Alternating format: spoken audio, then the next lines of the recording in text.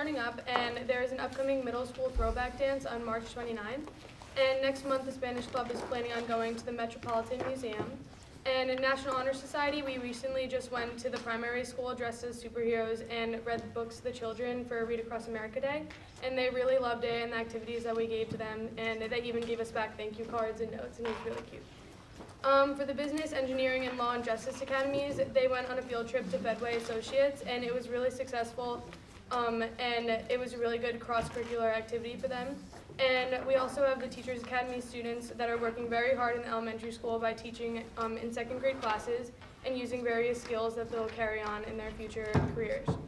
And the play was a very good success, and a lot of people showed up, and it was really nice. And we just wanted to say congrats to Mr. Grotto because he recently won Teacher of the Year.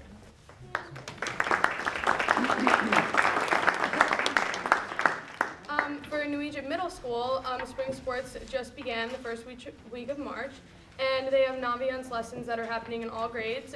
The Campfire program just ended on March 11th, and they are having a DATE program that is going all throughout this month, and it's for disability awareness through education. And they're having an 80s dance on March 22nd. And then for the elementary school, they're having their school play take place this weekend. And they also celebrated Read Across America by putting together a Family Feud skit. And the kindergartners are working with hip-hop dancers as mentors. And they wanted to thank everybody that participated in the vote for the new playgrounds. And even though they didn't win, it was still a great turnout. And then lastly, for the primary school, they also honored Read Across America Day on March 4th by celebrating Dr. Seuss's birthday. And like I said before, the high schoolers went over and read to them. And they wanted to thank Mr. Armstrong and his students from the high school's TV production class for filming their great adventure assembly. They had like a lot of cool exotic animals come. And they're looking forward to their PTO and staff volleyball fundraiser that will take place at the high school on March 22nd. And then lastly, I just wanted to talk about the recent budget cuts and negativity towards the referendum. And clearly these topics have had a lot of students wondering what is going to happen next. And it's just a lot of talk throughout the school. And instead of letting this negativity affect us, we just wanted to let everybody know that we're working together with our clubs and extracurricular activities to find different ways to help and fund for these different causes. HIB report for the month of February. There are no reports in the primary school. At the elementary school, there was one report and it was affirmed as a yes. In the middle school, there was one report and it was a negative, no. And at the high school, there were none. So for the month of February, there were 2 district reports with 1 yes and 1 no. Last night, we had a referendum committee meeting. It was attended by about 23 people, which was nice to see. Like I said, there were more than maybe all the other meetings combined that we had about the referendum in the past. Discussion was mostly about, the purpose of the discussion was to say what is it that we think that we should go forward with in terms of the referendum as it existed. And then also to have a discussion about when we should go back out if indeed that's what was decided. I thought overwhelmingly we heard loud and clear that people said that they don't believe that we should do anything other than the HVAC repairs for the elementary and the high school, and also the security. And then there were other items that were part of the security that we actually pared down, and so out of the 9.6 original number, I believe it was pared down to 5.3 last night. And so the board will discuss that, and we will have another meeting in April that I'll advertise again, invite everybody to. And what we'll try to do is get some finalized ideas there that we can go say, okay, this is when we're going to go out. I should say that the other thing that we heard, I believe we heard loud and clear last night in terms of when to go out for vote would be the general election in November. And so that would be something else that I want to make sure the board is well aware of, and let them make sure to go forward with that. Tonight we'll be presenting the preliminary budget, and I want to emphasize preliminary. Usually we come to you in this same time period and give you a preliminary budget, and there's minimal changes from the preliminary budget to the end budget because you know the numbers are firm. Right now we have numbers, not good ones, but there's a lot of working parts right now in the state. There could be changes in this from the positive and from the negative, unfortunately, all the way through June. There's no guarantees that this is something that's finally even after we vote on it. Remember last year we struck a budget, and in July they came back and had us take over $200,000 out of the budget. So when we speak about it tonight, what we have to do is give parameters and give ideas in terms of where we would go from, and what we're looking to do if we have to do where the number is currently. But then the bigger piece is, I think we have to understand, because I know people are already running wild that the school district is closing. That's not happening. Not even close. There's 33 smaller districts than us in the state. There's 3 in our own league. The other school districts that are losing money face the same pressures. It might be a different money. Like when you talk about Jackson's looking at 2.7 million. Okay, Brick's looking at 2.5 million. Toms River's over 2 million. Freehold Regional's 3.5. Okay, so everybody's facing these things. How you go about things and what you do and the decisions that the board makes. We take input, in terms of what people are saying and what they think is important and stuff like that. But I want to just start right there. I'll get up and do the preliminary when we actually do the budget presentation. But I want to just right now end that stuff that the school's not going to be here. Okay, the schools will be here. Okay, there will be a pre-K-12 district for a long time. Okay, thank you. Is that it? Okay. At this time, we're going to switch the order of our agenda a little bit, and we're going to move on to the presentations and awards, and then we'll come back to public comments. So at this time, we will invite Holman up to present the annual financial report. It's actually Bob Allison from Home and Friendly Allison. Well, sorry. That's right. I didn't- Bob Allison, it's okay. Frank Lum is much older than I am. So. Well, I was just thinking Holman Group is what I don't have my glasses. Thanks for having me here tonight. This is mid-March, and usually your audit, this is the audit for June 30th of 18, almost 9 months ago. And so why am I here now and not in November, December, which we usually are? There was a new accounting standard that came out on the Government Accounting Standards Board, number 75, which required that the audit disclose, it's not part of your numbers, but it's within the footnotes, what your obligation is for other post-employment benefits, which is retirees, health care basically, and prescriptions. That information comes from the state. The state was very late in getting that information out. They needed to commission a study by actuaries, which then had to be audited, and that information was not received until early February. So we had to go back and make adjustments to the report, and then after we made the adjustments to the report, the state came out with corrections to what they gave us, so we had to go back in again. Long story short, we actually completed the audit on February 22nd. We would normally, as I said, would probably be more like November 22nd. But it's within your report. On page 81 to 87 is the new pages that have to do with the OPEB, and basically it's a lot of actuarial calculations, and the final result is that the obligation is $50 million to be paid out over the lifetime of everyone who's retired. But that's the state responsibility, not your responsibility, but it has to be imputed. So, but back to what is important to you, our independent auditors report is on page 11 to 13, and our audit was conducted with auditing standards that are generally accepted by the United States of America and government auditing standards, and we have an unmodified opinion, which is a clean opinion, which is the best opinion that an auditor can give to a set of financial statements. So the district and the finance office is to be commended for that. We also have 2 other reports on pages 91, 92, report on internal control over financial reporting and compliance. Because it's a government audit, we have to do some review of your controls and of your compliance with federal and state statutes, and we do that, and we found no errors or omissions. The third report is the independent auditor's report on compliance and report on internal controls over major programs. And this is testing of certain grants that rise to the level that need to be tested. This year it was federal impact aid and your general state aid. And we did specific testing of that for compliance and for controls and for adherence to the actual grant. And again, we have an unmodified opinion. So there were no comments and recommendations.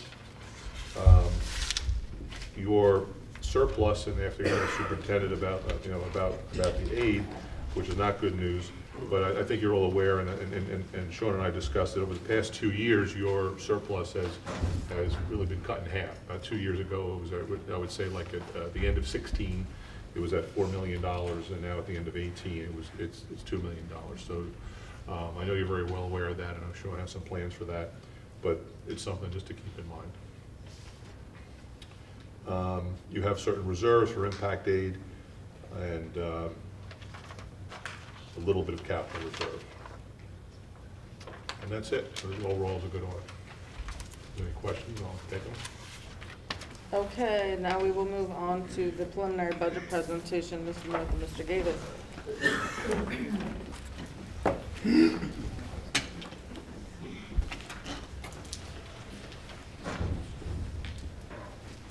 Okay, I want to start off the budget presentation with a little history lesson, basically, for a lot of people who have lived in the town a long time. Some people have lived in different areas of the last 25, 30 years.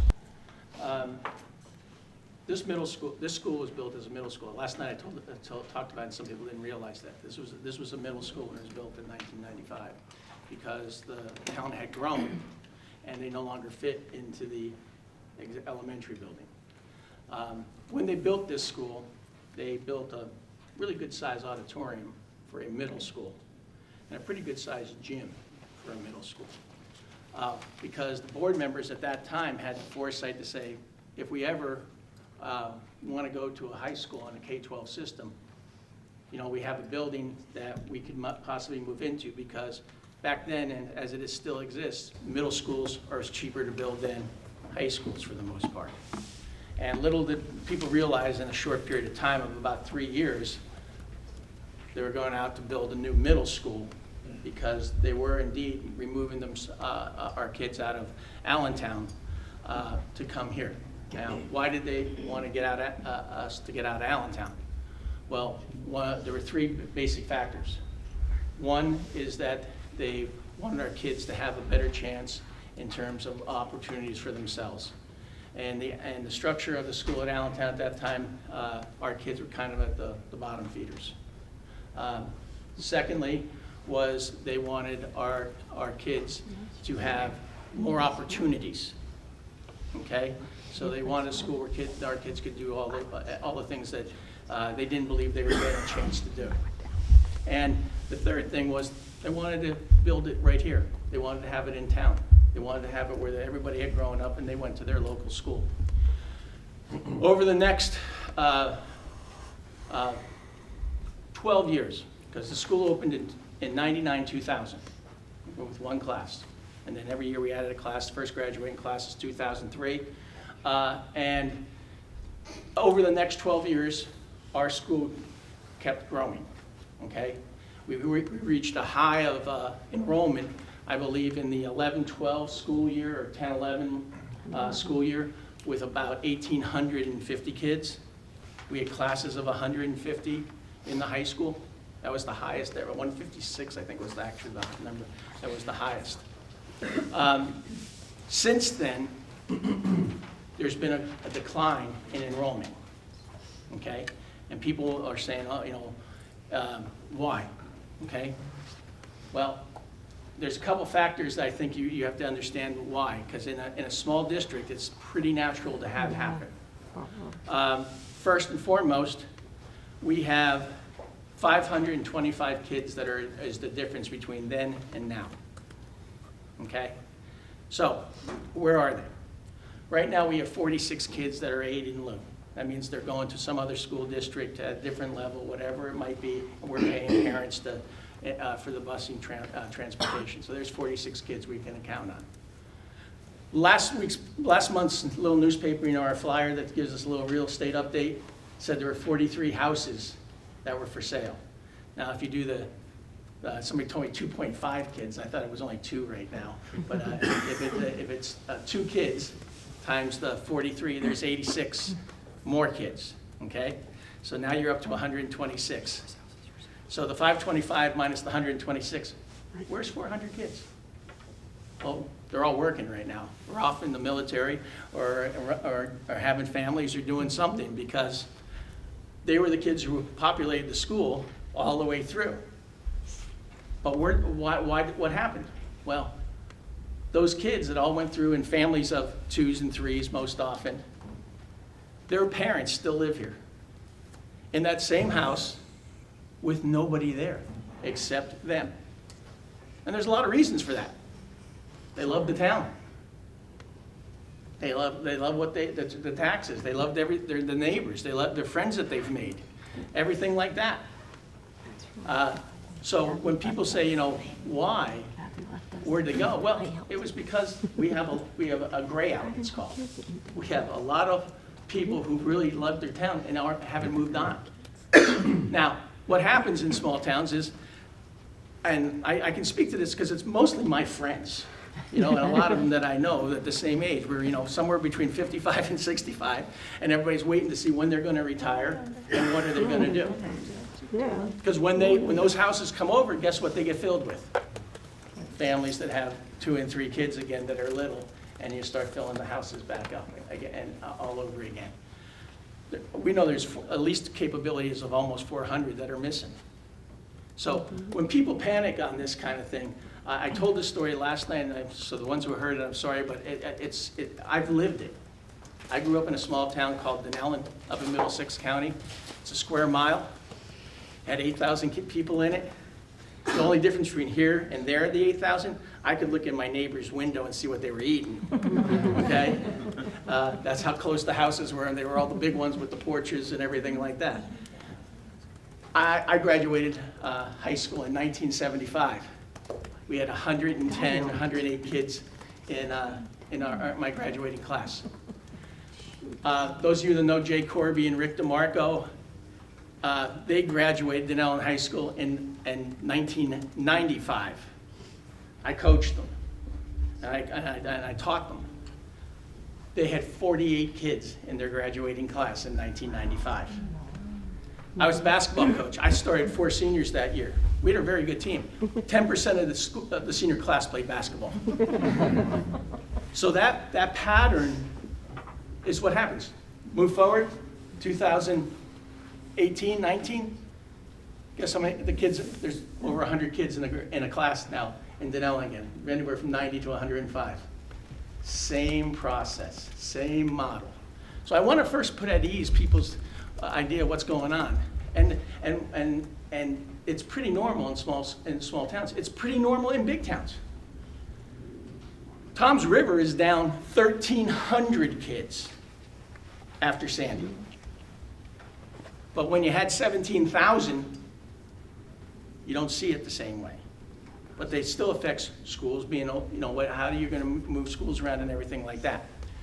So from that time period of 2010-11 to the present, most people remember when they came out with the funding formula back in 9-10, and they had the first real big cut. Remember the last time there was a big cut and there were schools, the money was, Christie had just come in and he took the money away, okay? Since then, there's been a funding formula that they were supposed to follow. They've never followed it. So what should have been happening to schools like us is right along, every year you would have saw incrementally a little less aid, because you were losing kids. Last year, S2 came in. Well, S2 is a political ploy by Sweeney, Senator Sweeney, to show, what he can do in terms of running the state. Because have we heard our governor talk about education at all in the last year? Amazing. The President of the Senate is running education funding. Our governor, right now, he's more concerned about passing the marijuana law, I think, but it shows your priority systems. my point is, S2 came in and said, okay, here's the funding formula, and said, here's how much money. We knew how much money we were going to lose last year. They turned around and took more money from us in July. They said how many, we were supposed to lose 361? 371, I get that wrong every time. 371,000 this year. We knew it. They mapped it out.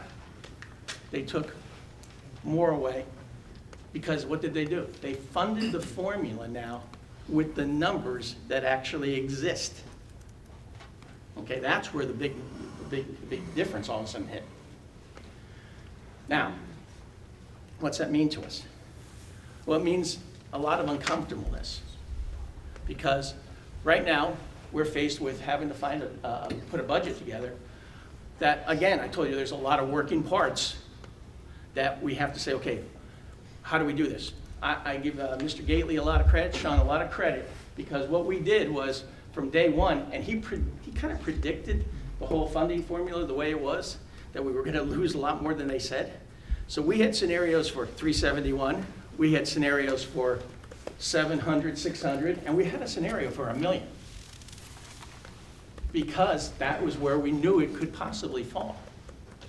Now, what's going on with all the other districts? Because if you look at it, District 12 has gotten annihilated. So Old Bridge, Manalapan, Freehold Regional, Jackson, Millstone actually lost money this time. They didn't last time. Okay, us have all lost quite a bit of money, and we're all very unique in a couple factors. They've lost children, and our special ed population is going up, which again should help us get more funding. Hasn't happened.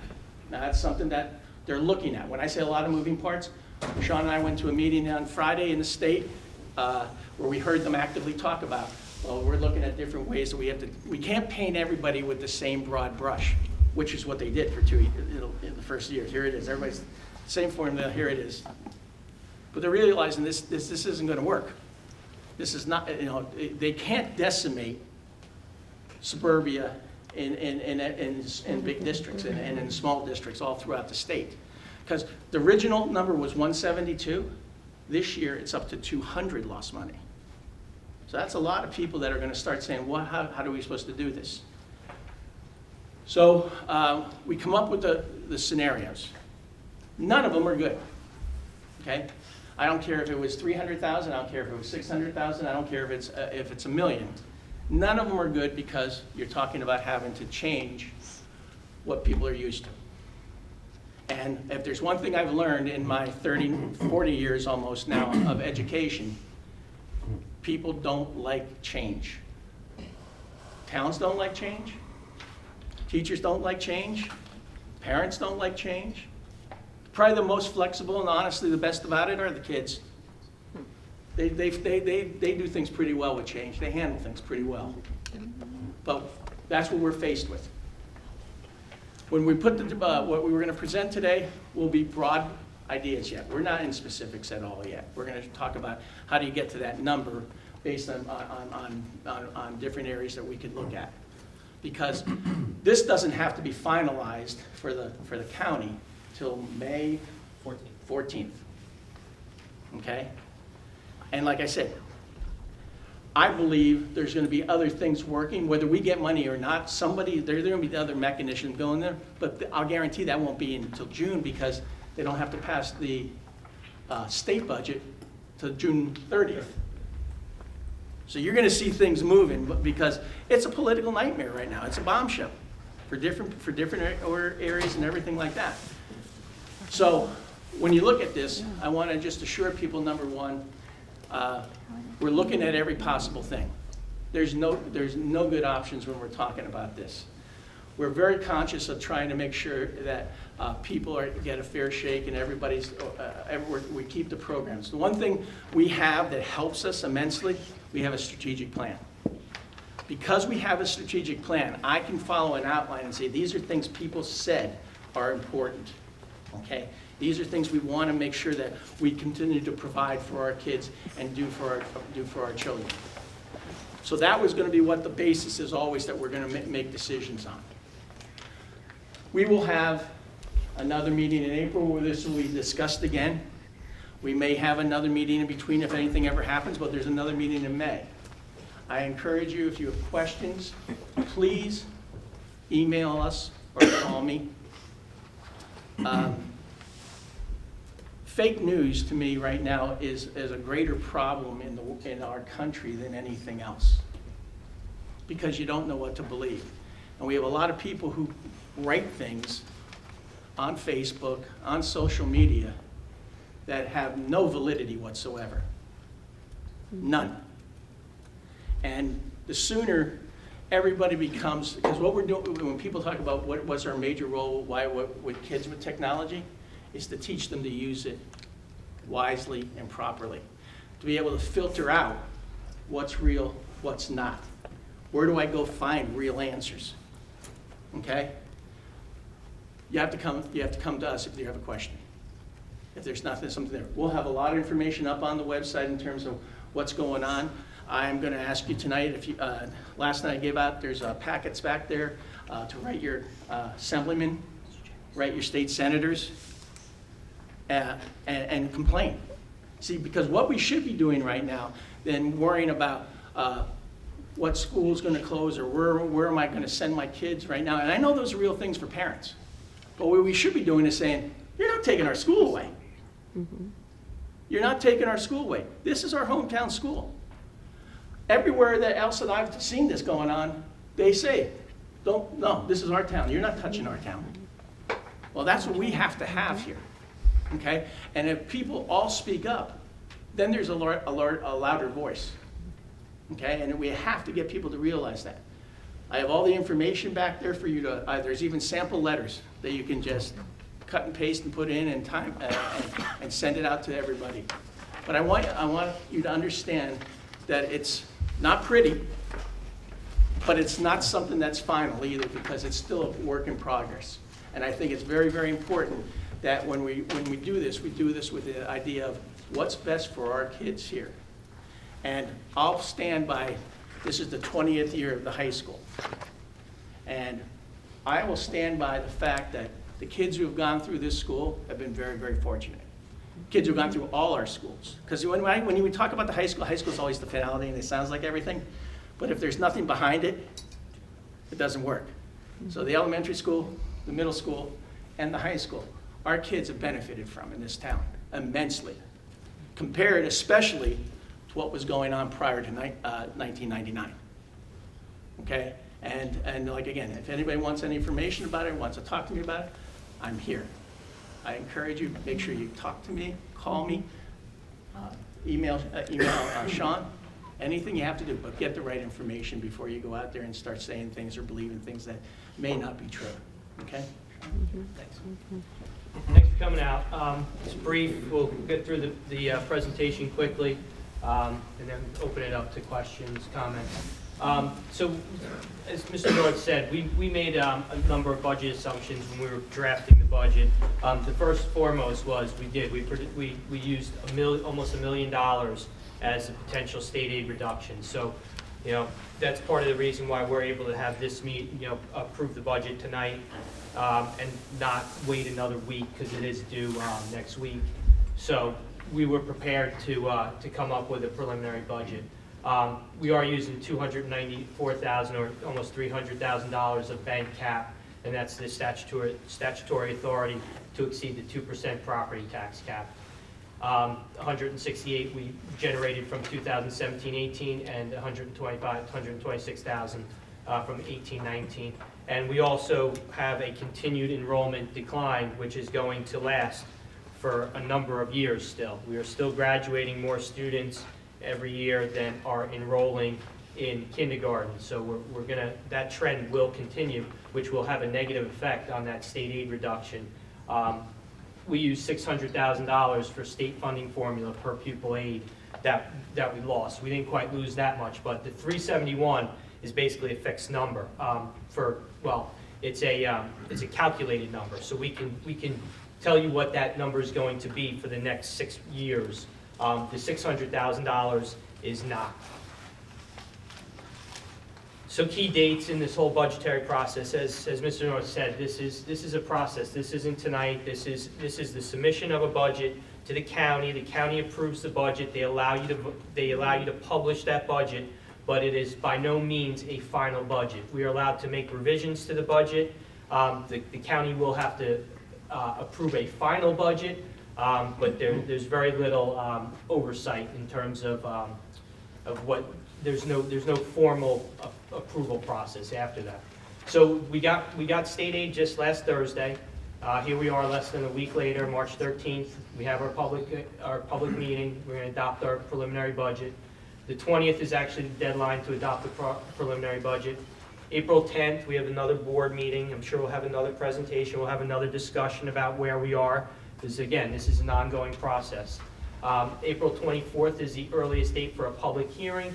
We typically, when we sent out the budget calendar before the whole process started, included a May 7th date for having the public hearing on the budget. Typically, a school district will adopt the budget at that time, a final budget. However, there is another week in which, if they wanted to have, we have a May, I guess we would have our public meeting on May 14th, right? Is that correct?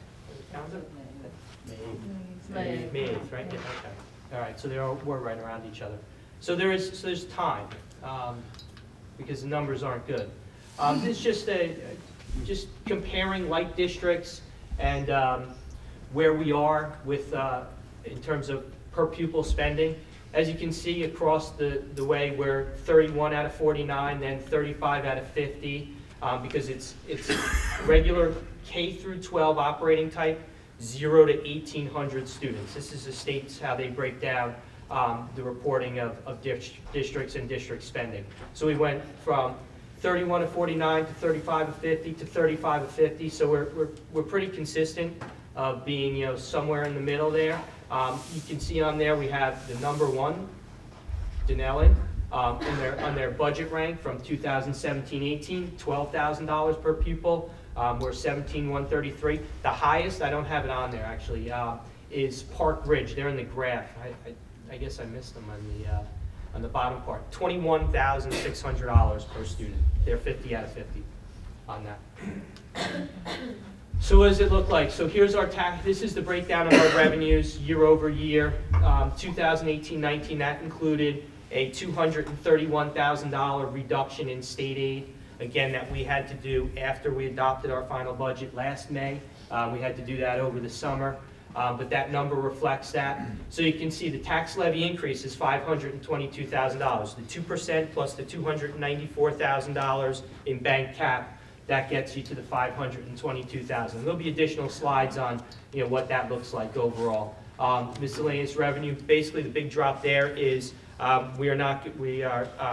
the discussion is that we will not offer the same preschool program that we currently offer. Right now we're accepting over 100 students who are, most of those are parent paid, about 80 of them, actually more like 90 of them would be parent paid. Next year we're going to follow the requirements of the state and what offering a program to preschool disabled students who qualify for a program. We also have to have non-special education students in those classes.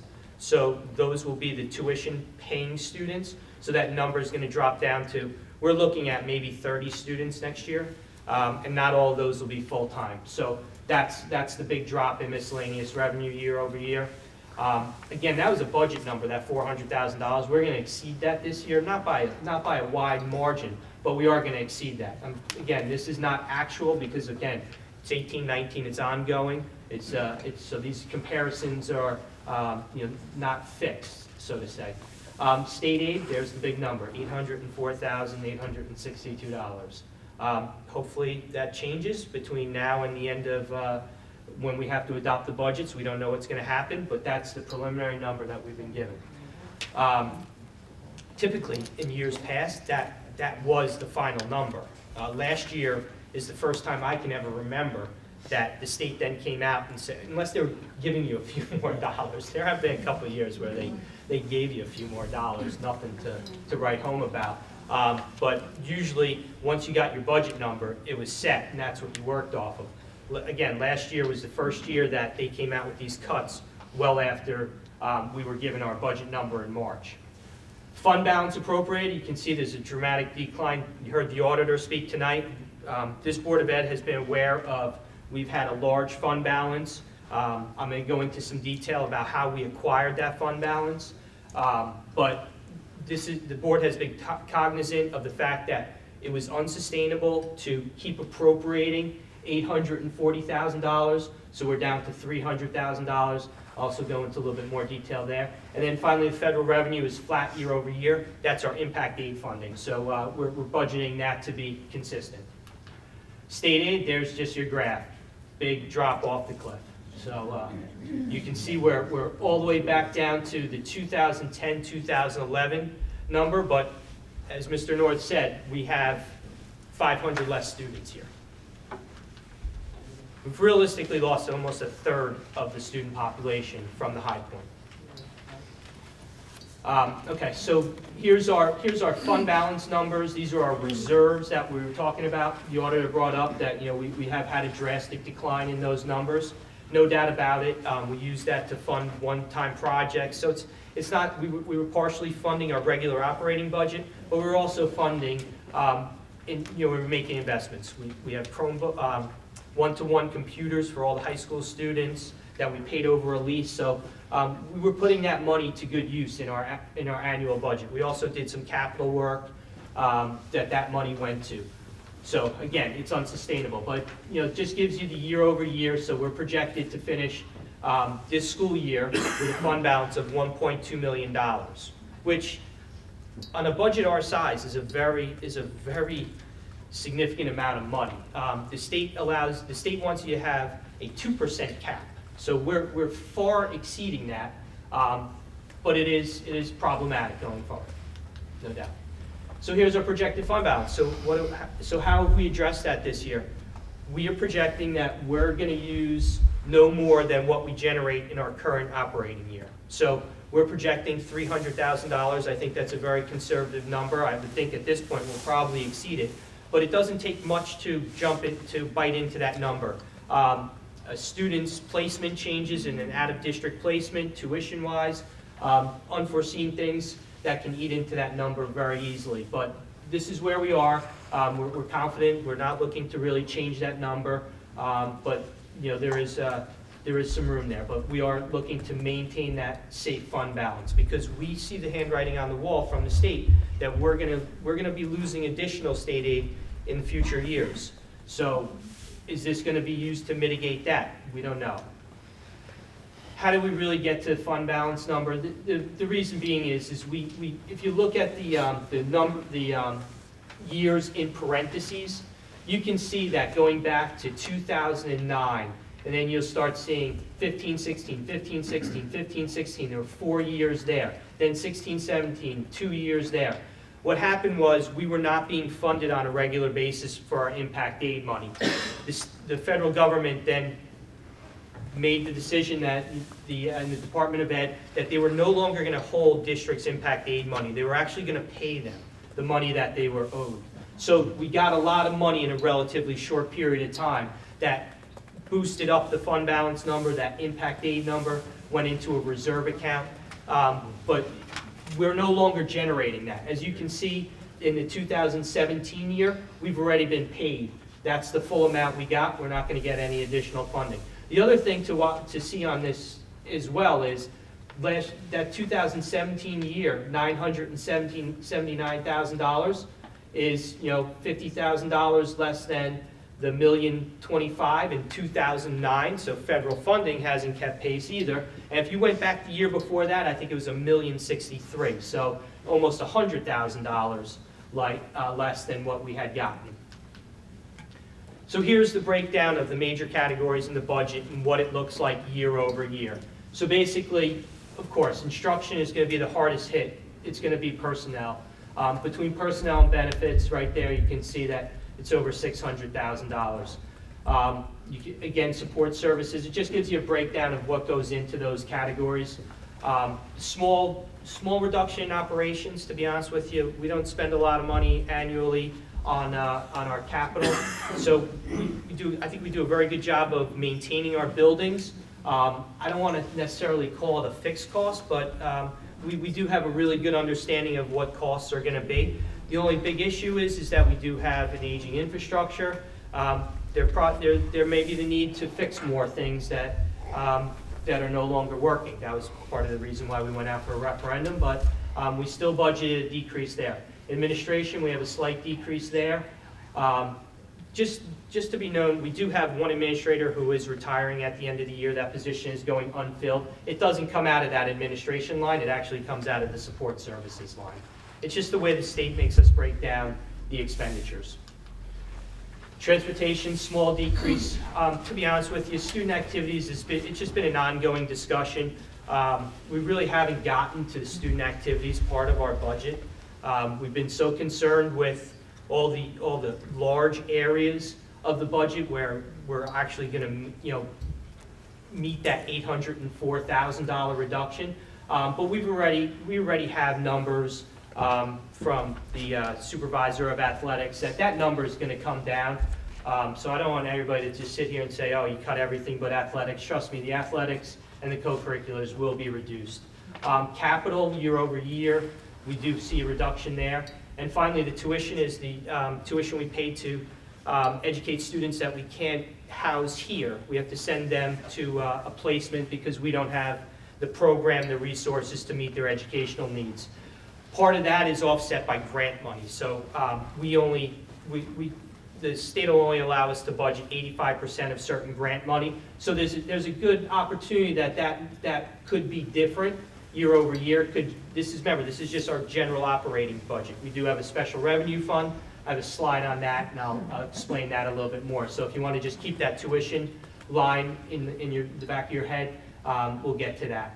So there's the total reduction, $973,000 year over year. So what does it look like? What are the budget reductions? This is, we're not going to get into the specifics of what the personnel are. Staff have not been, there hasn't been any discussion with staff of who might be impacted by that, so we're going to keep it very general tonight. 20 to 25 positions, though. We're looking at the instructional program building reconfiguration changes. We're looking to bring the primary school students to the elementary school.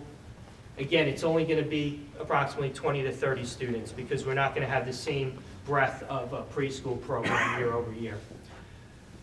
With that, one of the things that we had in the referendum was to relocate the superintendent and the business office to the primary school, do some construction over there, and then our space would be used for the 12 Plus program, which is a special education program that teaches life skills here at the high school that extends to students who are educated to the age of 21. So they don't, they may graduate, but they're still educated here.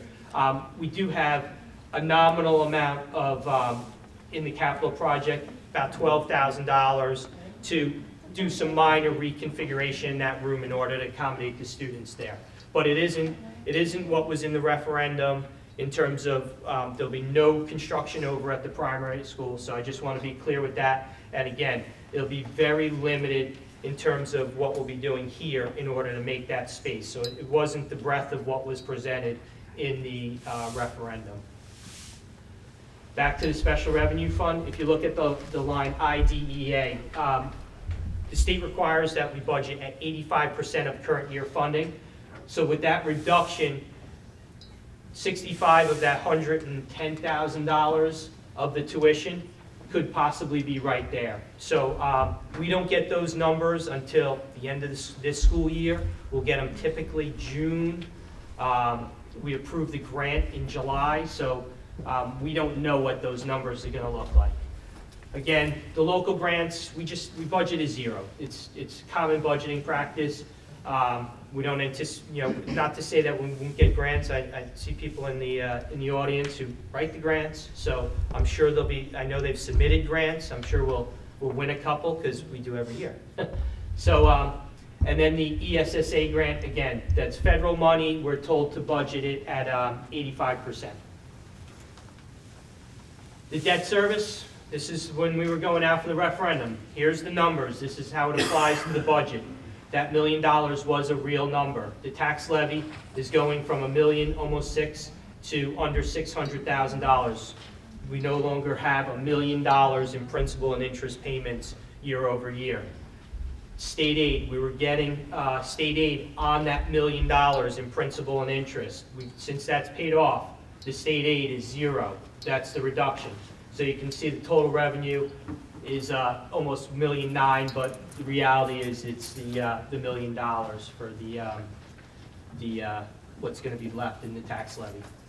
Here's the debt service, the 2019-2020. So our budget, general fund budget, is increasing by $523,000, the local tax levy, to support the general operating budget. That debt service money is gone. We cannot put that in the general fund. It had a specific purpose. Once it was paid for, it's gone, and now we don't have the ability to reallocate that money to the general fund. So the total, we're down $510,000 in our tax levy, 3.9%. So even with a $523,000 increase in our general fund tax levy, we're going to have a reduction in taxes. What does it look like? There you are, year over year. Shows you we were able to, we did have, we were over 2% again, using cap or increases in health benefit costs was the reason that we were allowed to exceed the 2% years past. But we didn't use it all at one time, so that's why we had it left over. So this is what it looks like. An annual savings on the average assessed home, $281,000, $15 a month. And that's it.